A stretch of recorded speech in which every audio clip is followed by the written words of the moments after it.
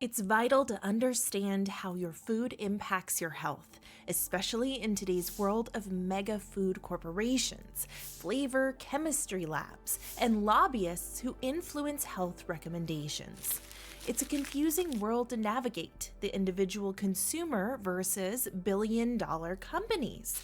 Yes, we need to limit sodas, sugar, and ultra-processed foods, but there's another ingredient that slips under the radar, yet undermines our health in the most insidious ways.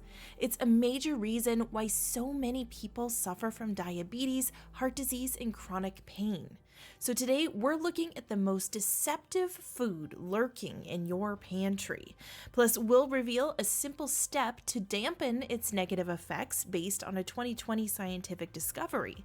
Incidentally, this isn't going to make any corporation rich, so most people will never hear about it.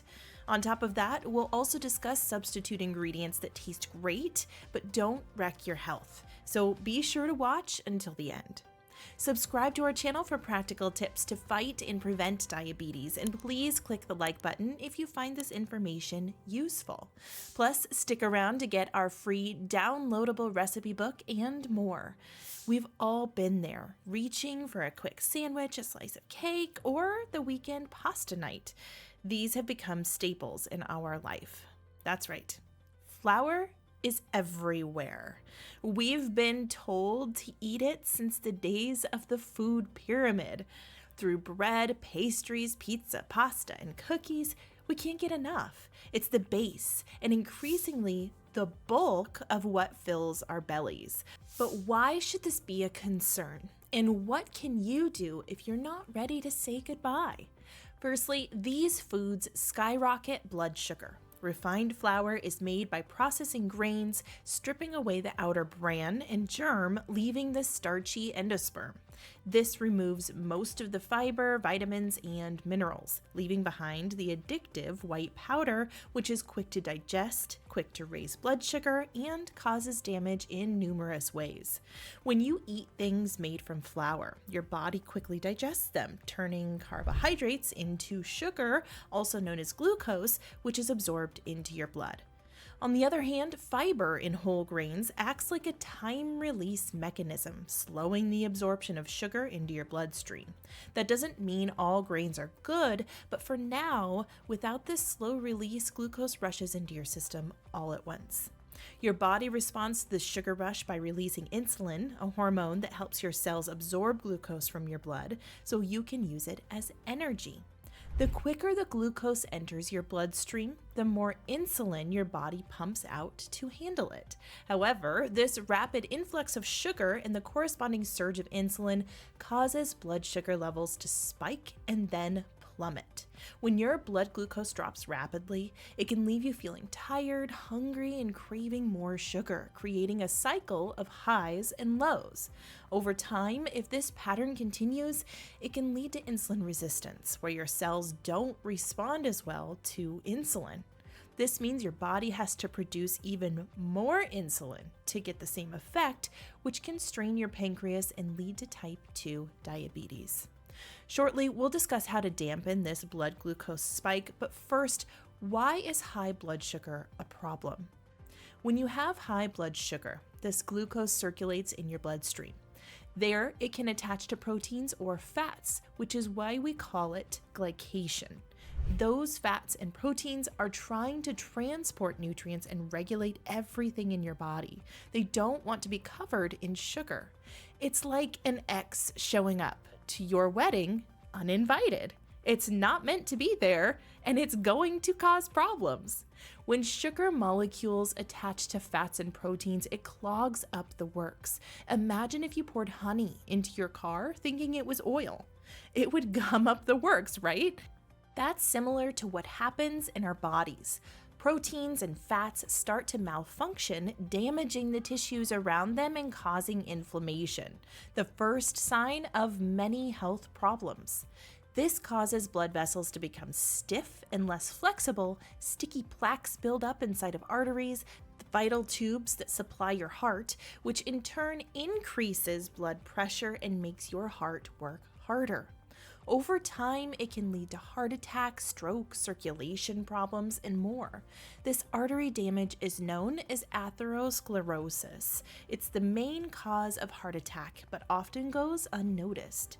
In fact, a 2022 report by the National Heart, Lung, and Blood Institute estimated that around 50% of Americans over 45 have atherosclerosis and don't know it. Flour-based products are a major cause of these problems. Ask any diabetic who tests their blood, and they'll tell you that standard bread is an absolute no-go. Yet breads and pasta continue to be encouraged even for diabetics. But the fact is, due to the extreme blood sugar spike, glycation, and artery damage, wheat flour should be considered a problem food for any person. After all, atherosclerosis doesn't just happen overnight. It's a slow damage that grows over years, which is why many people don't realize they have a problem until their first heart attack. Now, what about your gut and your brain? That's right. In the past few years, scientists have been heavily focused on the gut microbiome and how gut health can impact things like immunity, diabetes, vitamin deficiencies, fat burning, and the brain. And you guessed it, refined grains are some of the worst offenders. The lining of your intestinal walls is meant to allow nutrients into your blood while blocking out bad stuff.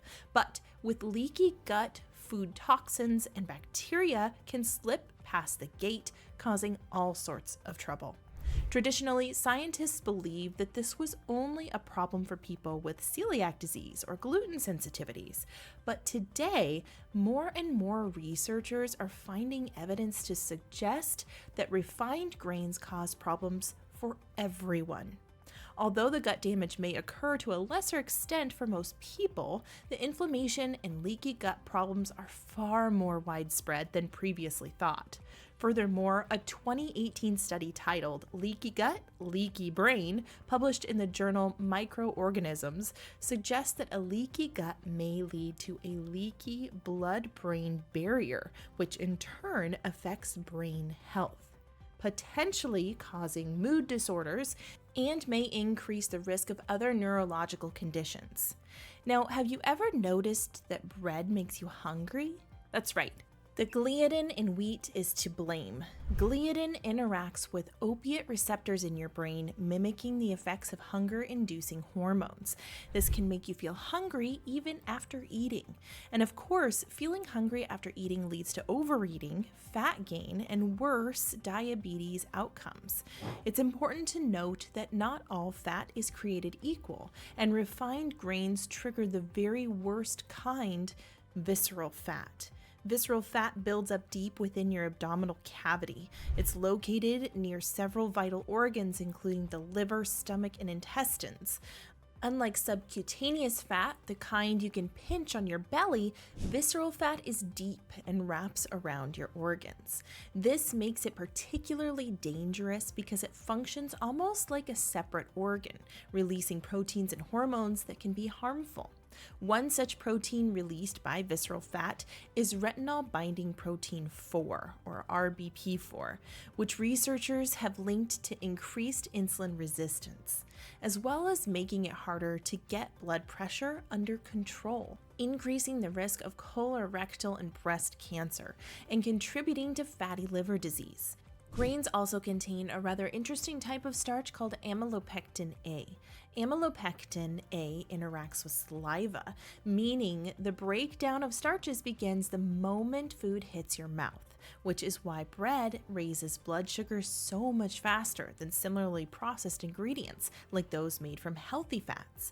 If you're determined to eat bread, pasta, other grain flour-based foods, a 2020 study uncovered an interesting trick that may help to protect you against some of the damage.